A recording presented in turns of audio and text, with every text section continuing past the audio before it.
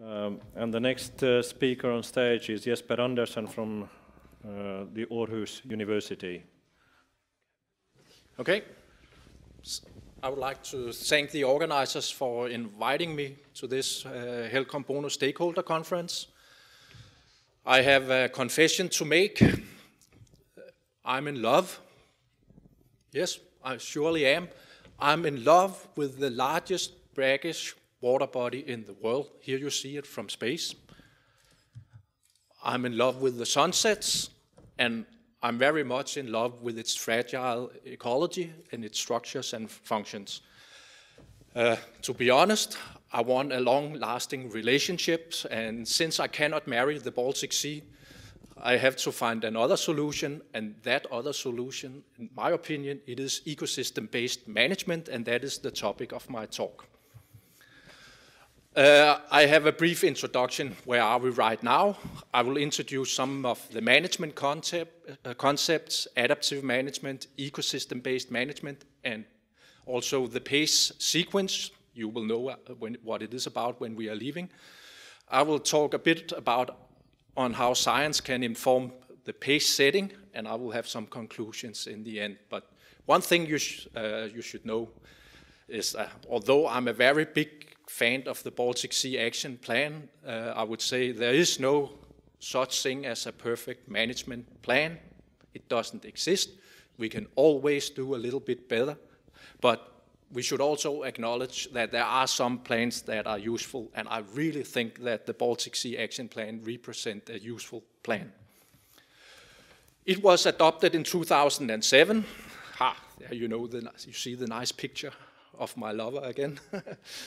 It has an overarching vision. It includes goals for 4 segments. Here you can see the goals for eutrophication, hazardous substances, and biodiversity. And you can see that there are also ecological objectives, which in details tells how we want the Baltic Sea to look like in the future. The Baltic Sea Action Plan, it's actually not a starting point. I think it has been a bit oversold by press releases and so on. But I think, on the other hand, it's a very, very important stepping stone in a process. This sketch, I can talk for hours about this, and you will fall asleep. So what I will say, it is that the Baltic Sea Action Plan, it's just one bit of a larger framework, but it is a very important one. Good people have been working very, very hard for more than 30 years to improve the ecological status of the Baltic Sea. But right now, what we are talking about is more or less only the Baltic Sea Action Plan, and we tend to forget all the other good things that has happened over the last 30 years. The Baltic Sea Action Plan, if you read in between the lines and the sections, you can actually see there is a sort of conceptual outline of a management strategy. This is an illustration of this management strategy from the HELCOM Ecosystem Health Assessment. It looks a bit complicated. I realize you cannot read it, so I have picked up a number of other figures to show you some of the information that is shown in this a bit messy, but still very, very nice figure. One of the things included in this figure was the concept of adaptive management. The Baltic Sea Action Plan is based on adaptive management. Adaptive management, well, officially it includes 4 phases. I, however, think there is a preceding phase. First of all, we need to recognize if we have a problem or not. We do have a problem in the Baltic Sea. Then adaptive management is characterized by a very nice sequence, the PACE sequence, and it includes a planning phase, an action phase, a checking phase, and an evaluation phase. And traditionally, a lot of focus, when adaptive management strategies have been implemented, a lot of focus has been put on the planning phase, and very often it has been, at least in Northern Europe, it has been on, the focus has been put on reduction targets, and then there is this interplay between the actions, the checking, and the evaluation, and all the follow-up in it. One of the best examples of adaptive management worldwide, I'm sorry to say, but it's actually the Danish action plans on the aquatic environment, which to my knowledge is the only action plan that has been able to control point sources and diffuse sources in regard to both nitrogen and phosphorus. There's a lot of things to learn from the Danish action plans when it comes to adaptive management. Well, the other concept, it's ecosystem-based management. There are extremely well described phases for the planning and action. And a lot of emphasis is put on the target setting and the estimation of operational targets. And a lot of attention is paid, for example, in the Baltic Sea Action Plan on the calculation of maximum allowable loads in regard to nitrogen and phosphorus, and also on country-wise allocation of the loads. Unfortunately, ecosystem-based management, they spend all the resources on the planning and the action, and very little focus is put on the checking and the evaluation. In my opinion, the eutrophication segments of the Baltic Sea Action Plan, it is very close to be an ecosystem-based management strategies, and when the eutrophication hopefully is updated later this year at the ministerial conference in Copenhagen, it will be a fully fledged ecosystem-based nutrient management strategy. And probably it will be the first of its kind, at least on a regional scale.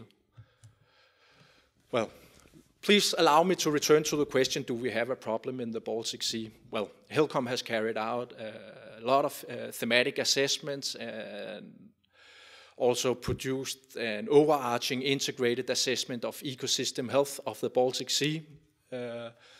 HELCOM has used extensively indicator-based assessment tools for assessment of eutrophication, contamination, biodiversity, and ecosystem health, and also for assessing the cumulative impacts of human pressures and impacts. Wrapping it all up, do we have a problem? Yeah. Looking at the colors on these nice maps, yes, we have problems in the Baltic Sea. This is the integrated assessment, the big one, and you can see everything is yellow and red. There are a few green spots here and there. There might be 4. It's a question of scaling when doing the assessment. When we look at the eutrophication up here, large problem. When we look at biodiversity, also large problems, but still some areas that are green. And when we look at contamination, it's a large-scale issue. So all in all, yes, we have a significant problem in the Baltic Sea. The environmental status is impaired. We also have a very good idea about the causes of the impairments. The holistic assessment have actually analyzed cumulative pressures and impacts, looking at 52 individual pressure layers. So, well, we are on the right track, and science will be able to link causes and effects. Some of the causes and the effects are already well documented, but I think in the future we will be much better doing so.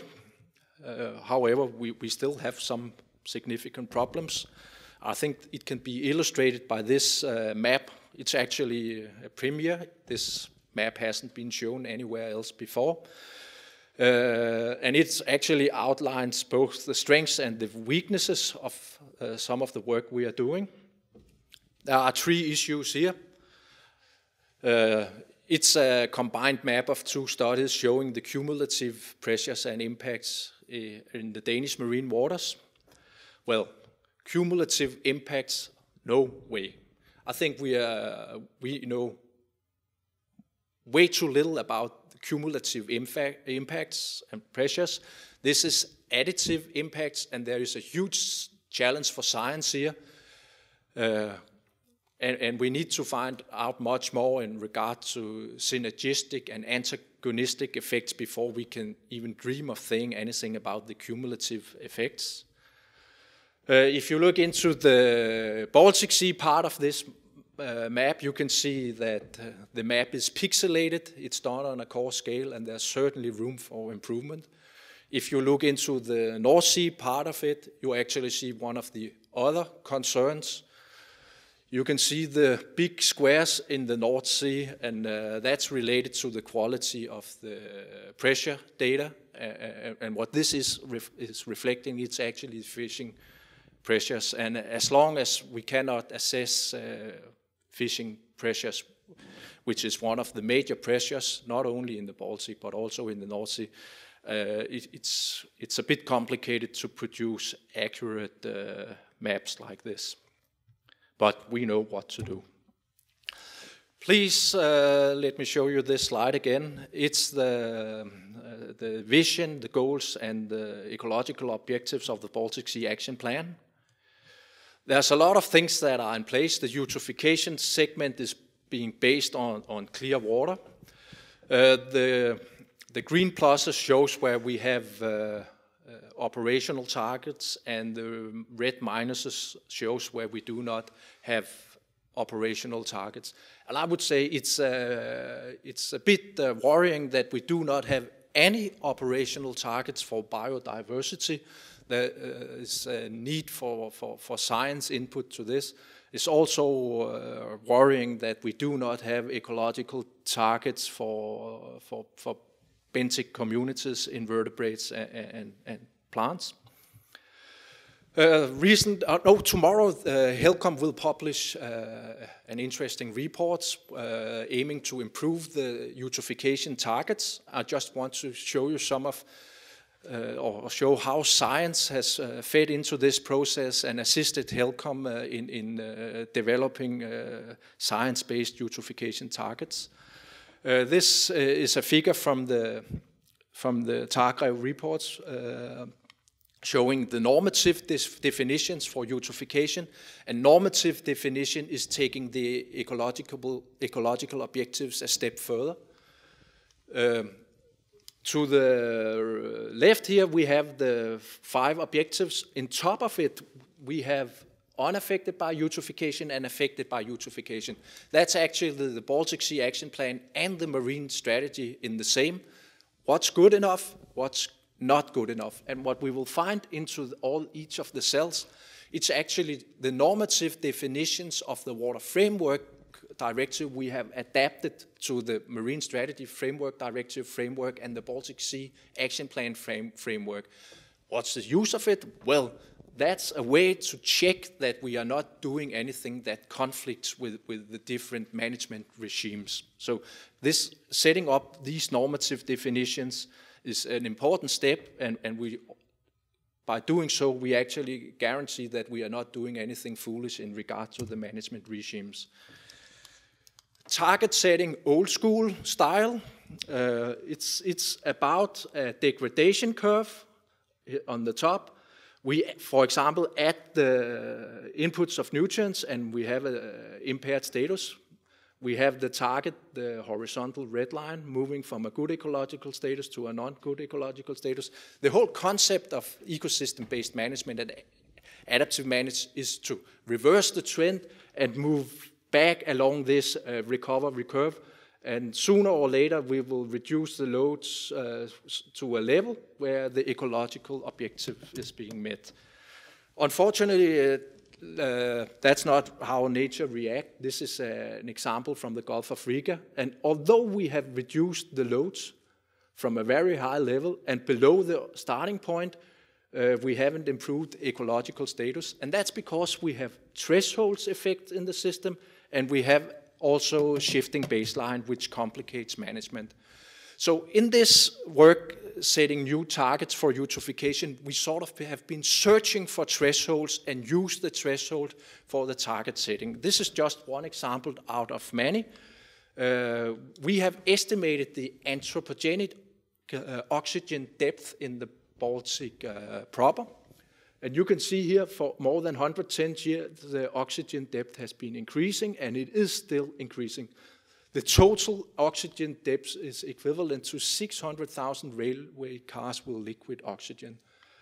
We can normalize this oxygen depth and filter out the signal from climate and inflows and so on, so we only have the anthropogenic signal remaining. And we have used this here for target setting. This is the situation right now. This is the situation in historical time, and this is actually the target setting. So we have produced a target for oxygen depth, which can be included in the political process and be used for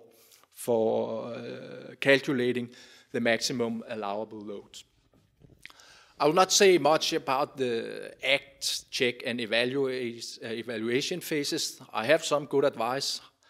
Hard law is always better than soft law, unfortunately, there seems to be a significant difference between the contracting parties in regard to governance and progress. I have heard that loads are actually increasing in some parts. When it comes to checking, and this is all about monitoring and assessment, where I think everything should be turned out. We should plan the assessment before we plan the monitoring. There is certainly room for improving this, both in regard to the load estimations, but also in regard to the monitoring of biodiversity, which is, I would say, neglected.